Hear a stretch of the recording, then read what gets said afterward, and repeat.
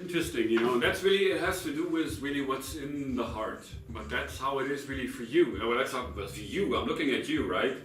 Because you are me, or you're just like another me.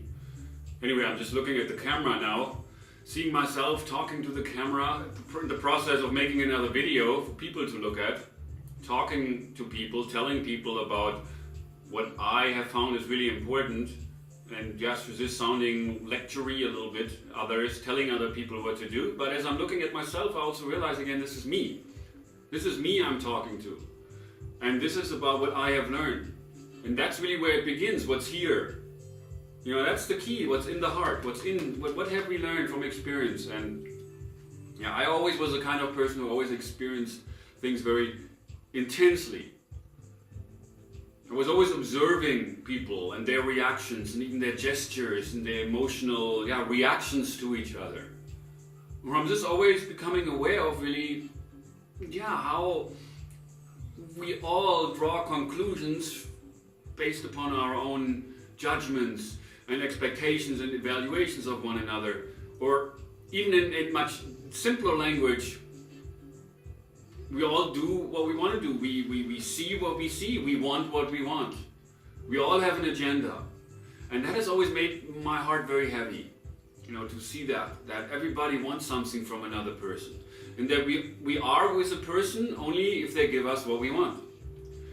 And if that's the case, wonderful, we have friends and good times and no problem, kind thing. But when there's a problem, we argue with the person, or we just leave the relationship completely and look for another person who can give us what we want. I always thought that's very, superficial is probably the wrong word. It's we're using people. That's how I always got that sense. People use people. And well, how does it affect our human nature?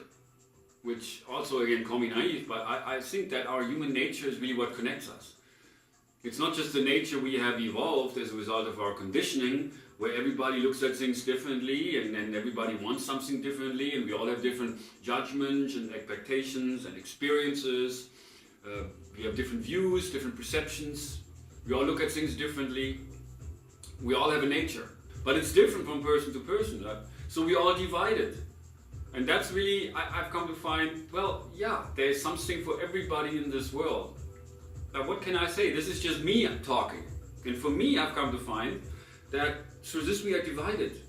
And this is also the reason why, people fight, why people are separate from each other, while everybody is looking for something, but we're disconnected from not only one another, we're disconnected from ourselves, from our real nature. You know, that's also for me something I want to learn, to be more connected to my nature and to be more connected to others.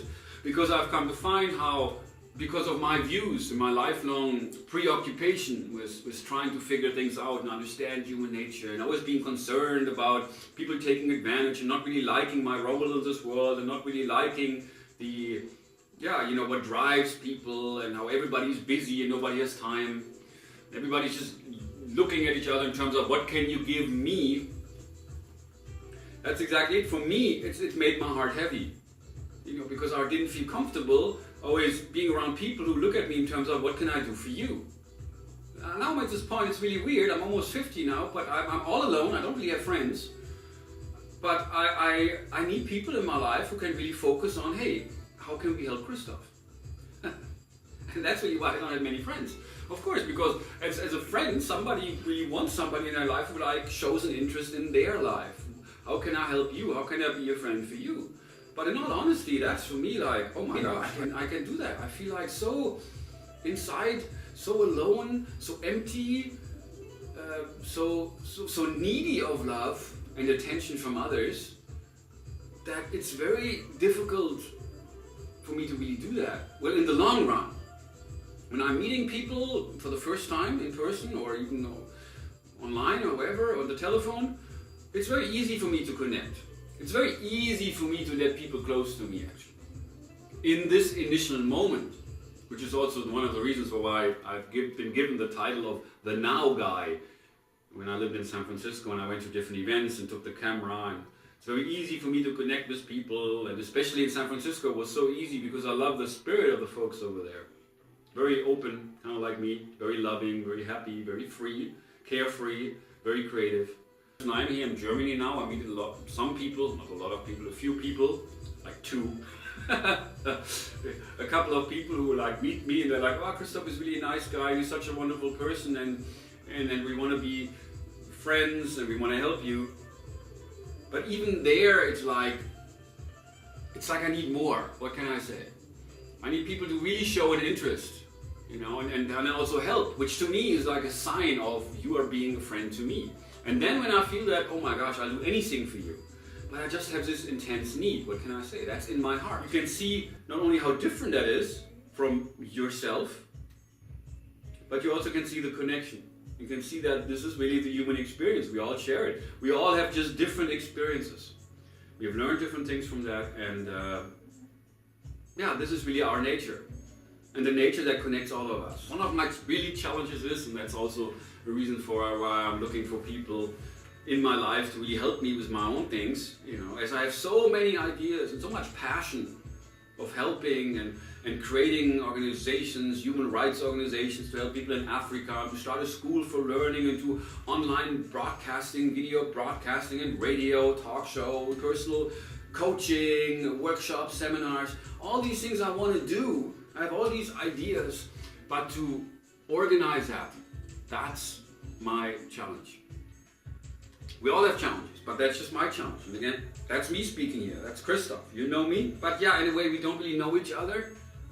I mean, that's how it is also in life. If you are even close with somebody, with that person almost every day, might be married to that person or whatever, you never know another person fully. You never really know how it is to be somebody else.